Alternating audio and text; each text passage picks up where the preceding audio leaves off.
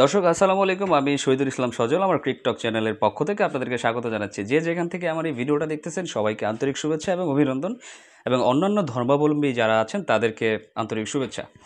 দর্শক, কথা বলতে চাইতেছি রোহিত শর্মাকে নিয়ে। রোহিত শর্মা এখনও পর্যন্ত 2024 টি-20 ওয়ার্ল্ড কাপে যে পরিমাণ ফর্মে আছে, নিঃসন্দেহে বলা যায় আজকে ভারতের জন্য সবচাইতে বেশি বিপদের নাম হচ্ছে রোহিত শর্মা। রোহিত শর্মা ভারতের টপ অর্ডারটাকে এমনভাবে একটা কী বলো এটাকে, এমনভাবে মশালে একটা আগুন জ্বালায় রাখছেন, সেই মশালের আসলে কেরোসিনটা কখনোই শেষ হচ্ছে না। যতক্ষণ পর্যন্ত সেই কেরোসিনটা শেষ না হবে ততক্ষণ পর্যন্ত আসলে বলাই যাচ্ছে না যে সে আসলে কি করে দিতে পারে। সাউথ আফ্রিকার জন্য সবচেয়ে বড় যে বিপদ, সেটার নাম হচ্ছে রোহিত শর্মা।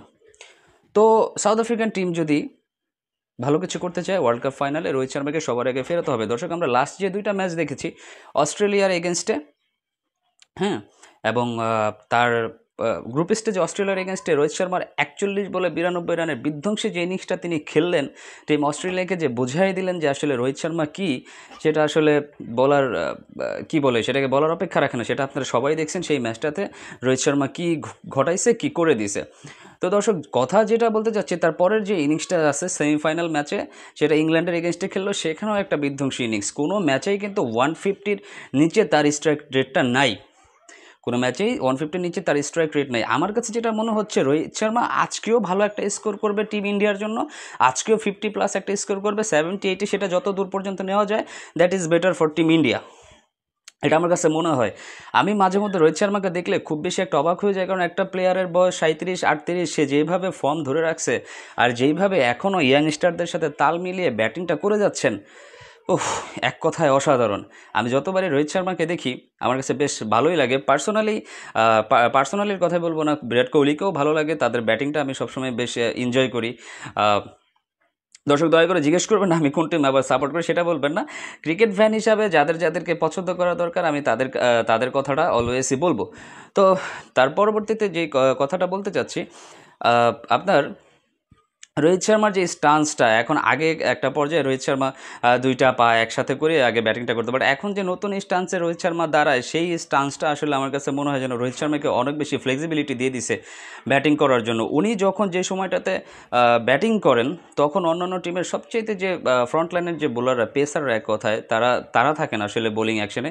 তো যেইভাবে করে পেসিং অ্যাটাকগুলোকে তিনি ফেস করেন, দেখে মনে হয় যেন তিনি এই পেসগুলোকে খুবই ইজিলি হ্যান্ডেল করতে পারতেছেন, খুবই ইজিলি তিনি করতে পারতেন, যেটা অন্যান্য প্লেয়ারদের পক্ষে এত দ্রুত বলের লাইনগুলো পিক করা সম্ভব হয় না।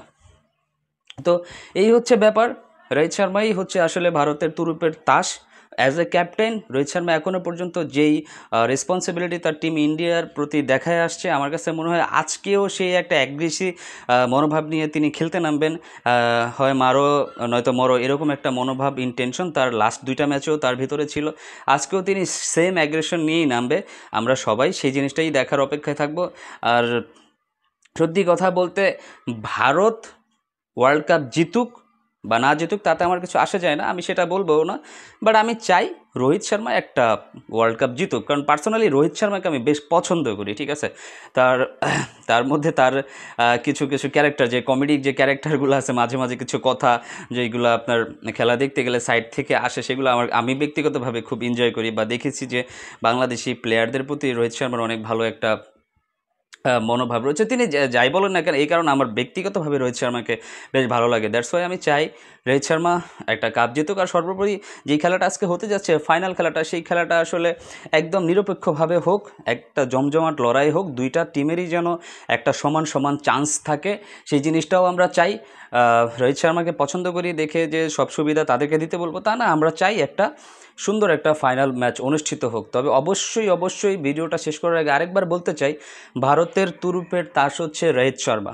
রোহিত শর্মা একাই চাইলে ম্যাচটাকে ঘুরায় দিতে পারে ভারতের পক্ষে। আবার এমনও হইতে পারে রোহিত শর্মা যদি দ্রুত আউট হয়ে যায়,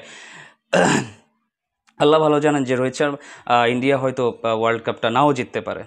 তো দর্শক, এই কারণে আমার টপ পিকে আজকে আছেন রোহিত শর্মা। আপনাদের যদি মনে হয় যে আসলে ভারতের মেইন যে জিনিসটা, কাকে আটকালে টিম ইন্ডিয়াকে আটকে দেওয়া সম্ভব, সেই জিনিসটা আমাকে একটু কমেন্টস করে জানাবেন। সবাই ভালো থাকবেন, সুস্থ থাকবেন। আসসালামু আলাইকুম।